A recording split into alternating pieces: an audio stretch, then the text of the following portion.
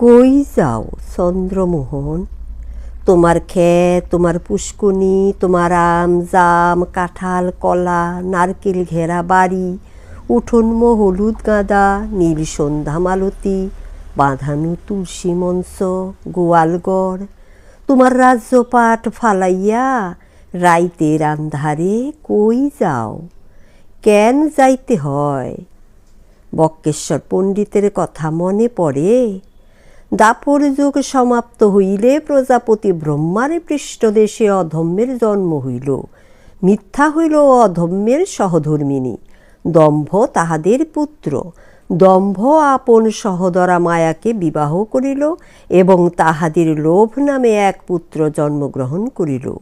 লোভ ভগিনী গমন করে ফলত তাহাদের ক্রোধ নামে এক পুত্র এবং হিংসা নামে এক কন্যার জন্ম হয়। মনে পড়ে চন্দ্রমোহন? বক্রেশ্বর পণ্ডিত সেই কোন কালে সীতাখোলার ছাই হইয়া পঞ্চভূতে মিশা গেছে। কথা মিশে নাই, মুনি ঋষি বাণী তো জগতে রইয়া যায়। দম্ভ আর মায়ার বিয়া আইজো হয়। লোভ নামের পুত্রের জন্ম কেউ ঠেকাইতে পারে না। তাই তো চন্দ্রমোহন, রাইতের আন্ধারে 14 পুরুষের ভিটা সাইরা নদীর জলে চক্ষের জলে মিশাইয়া নির্বাসনে যাইতে হয়। ভাস্যা যায় গো, নদীর জলে প্রতিমা ভাস্যা যায়।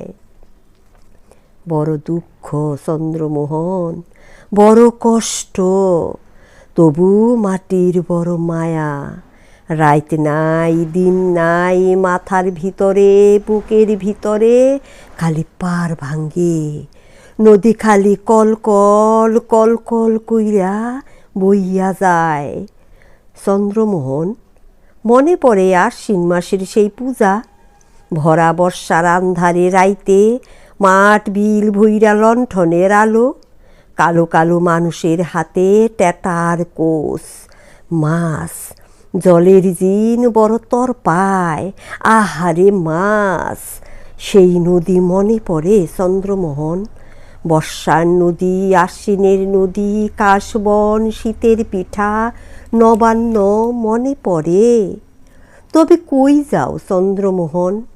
রাইতের আন্ধারে রাজ্যপাট ছাইরা কোন নির্বাসনে যাও চক্ষের জল মিশাইয়া নদীর জলে?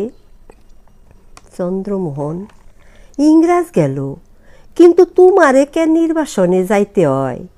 দেশ হইল জননী, জননী কেন সন্তান বিসর্জন দেয়? ৭১-এর যুদ্ধের কথা মনে পড়ে। মানুষের কি কষ্ট, প্রাণীর কি মায়া। লাখো লাখো মানুষ, রক্ত আগুন ভয় কান্না দীর্ঘশ্বাস। অতঃপর স্বাধীন হইল দেশ। হাইরে স্বাধীন! আমরা যেন কোন রাক্ষসের পেটের মধ্যে আছি। আমাগো চোখ নাই, শরীর নাই, মাংসের তাল, হিংসার লোভের তাল। চন্দ্রমোহন, এখনো এত কিছুর পরও কেন নিজের শিকড়ে টান পড়ে? এখনো কেন নিজের শিকড়ে টান পড়ে? এখনো কেন সন্ত্রস্ত থাকতে হয় সদা? দেশ তো স্বাধীন, তবু কেন তুমি হও ভীত?